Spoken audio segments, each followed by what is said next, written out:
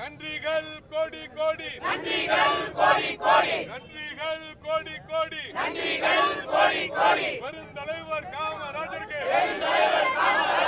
நூலகம் அமைத்திட்ட முத்துவேல் கருணாநிதி ஸ்டாலின் அவர்களுக்கு நன்றிகள் கோடி கோடி, நன்றிகள் கோடி கோடி. வாழ்க வாழ்க வாழ்கவே, வாழ்க வாழ்க வாழ்கவே, பெருந்தலைவர் வாழ்கவே, பெருந்தலைவர் வாழ்கவே. ஓங்குக ஓங்குக ஓங்குக ஓங்குக, பெருந்தலைவர் புகழ் ஓங்குக,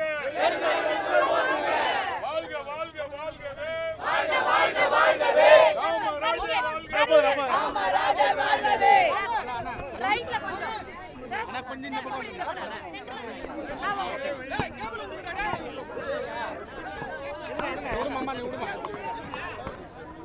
உடம்பு சரியில்லை உனக்கு போதுமா? பேக் 103 124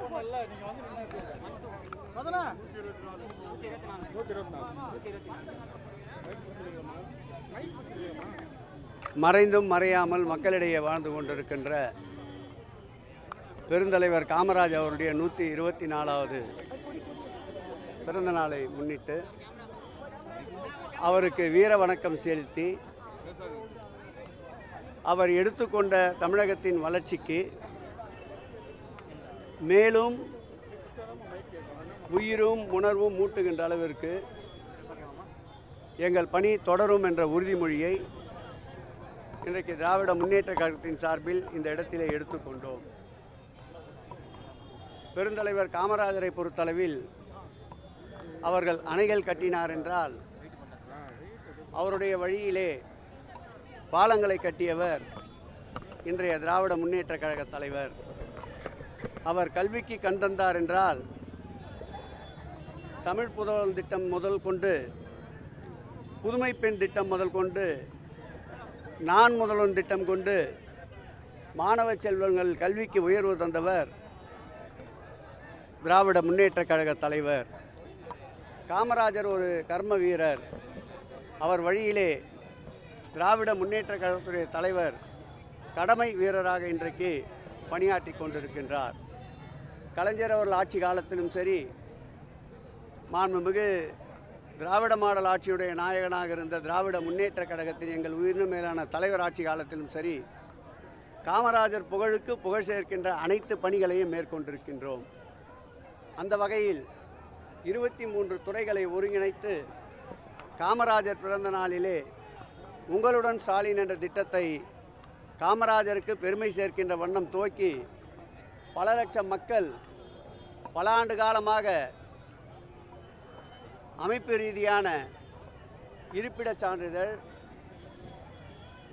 சொத்து மாற்றம் சான்றிதழ், அதேபோல் ஜாதி சான்றிதழ், அதேபோல் வருமான சான்றிதழ், ஆதார் அட்டை போன்றவை கிடைக்காமல் பல ஆண்டு காலம் தவித்த மக்களுக்கு காமராஜர் பிறந்த நாளை முன்னிட்டு அறிவிக்கப்பட்ட உங்களுடன் ஸ்டாலின் திட்டத்தால் பல லட்சம் மக்கள் பயன்பெற்றது காமராஜர் நினைவை போற்றுகின்ற வகையில் அமைந்திருந்தது. அந்த வகையிலே காமராஜரின் புகழுக்காக எடுக்கப்பட்ட அனைத்து நடவடிக்கைகளும் காமராஜருக்காக காமராஜர் பிறந்த நாளை கல்வி வளர்ச்சி நாளாக அறிவித்த முத்தமிழ் கலைஞர் அவர்களுடைய நினைவை இந்த நேரத்தில் போற்றுகிறோம். அவருடைய நினைவில்லமாக இருக்கின்ற காமராஜர் நினைவில்லத்தை புதுப்பிப்பதற்கு உத்தரவிட்ட திராவிட மாடல் ஆட்சியுடைய நாயகன் திராவிட முன்னேற்ற கழக தலைவரையும் இந்த நேரத்தில் நாம் நினைவு கூறுவோம். அந்த வகையில் காமராஜருக்கு புகழுக்கு புகழ் சேர்த்த மறைந்த முத்தமிழ் அறிஞர் கலைஞர் அவர்களும் வாழும் கலைஞராக இருக்கின்ற திராவிட முன்னேற்ற கழகத்தின் தலைவர் அவர்களும் எந்நாளும் கல்விக்கும் மக்களுடைய அடிப்படை தேவைகளுக்கும் முன்னுரிமை தருகின்ற ஒரு இயக்கமாக திராவிட முன்னேற்ற கழகம் விளங்குகிறது என்பதை மகிழ்ச்சியோடு தெரிவித்துக் கொள்கிறோம்.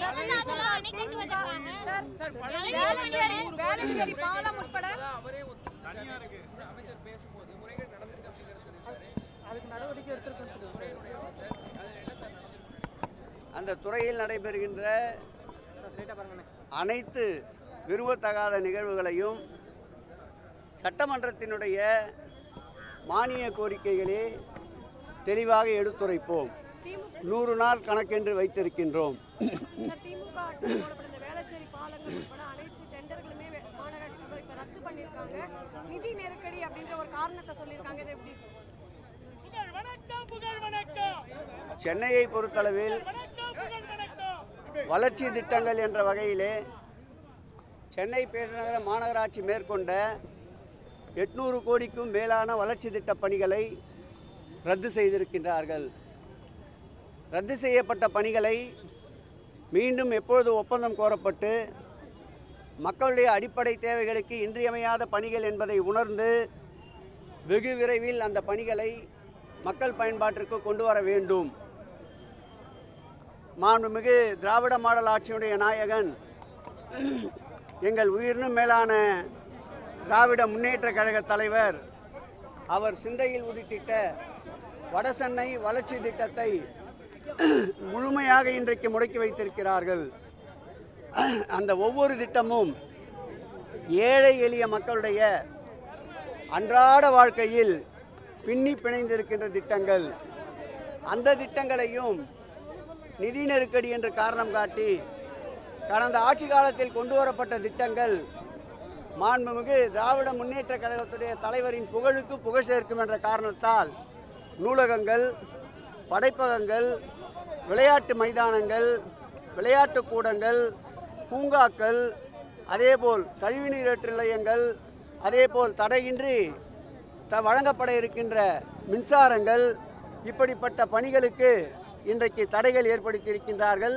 இவை அனைத்தும் மக்கள் வளர்ச்சிக்கான திட்டங்கள் என்பதால் இந்த ஆட்சியாளர்கள் அந்த பணியை தொடர வேண்டும் என்று இந்த நேரத்தில் வேண்டுகோள் வைக்கிறேன்.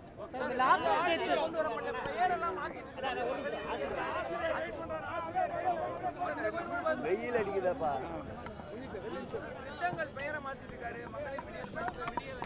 அது காழ்ப்புணர்ச்சியை காட்டுகிறது. மக்கள் அனைத்தையும் உன்னிப்பாக கவனித்துக் கொண்டிருக்கின்றார்கள்.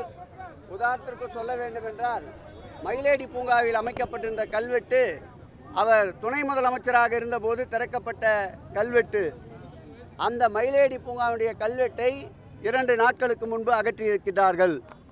அதேபோல் ராயபுரம் மண்டலம் 5 எதிரிலே இருக்கின்ற முதல்வர் திருமண மாளிகையிலே பதிக்கப்பட்டிருந்த 2 கல்வெட்டுகளையும் அகற்றியிருக்கின்றார்கள். இப்படி கல்வெட்டுகளை அகற்றுவதால் மாண்புமிகு திராவிட முன்னேற்ற கழக தலைவருடைய புகழ் பணிகளை என்னாலும் மறைக்க முடியாது. கல்வெட்டுகளை வேண்டுமென்றால் அகற்றலாம். மக்களுடைய இதய சிம்மாசனத்திலே குடியிருக்கின்ற மாண்புமிகு தமிழக முதல்வருடைய பெயரை எதை வைத்து அகற்றுவார்கள், எதை வைத்து நீக்குவார்கள்? ஆகவே இந்த காழ்ப்புணர்ச்சியை மக்கள் உன்னிப்பாக கவனித்துக் கொண்டிருக்கின்றார்கள். தகுந்த பாடம் விரைவில் கற்பிப்பார்கள்.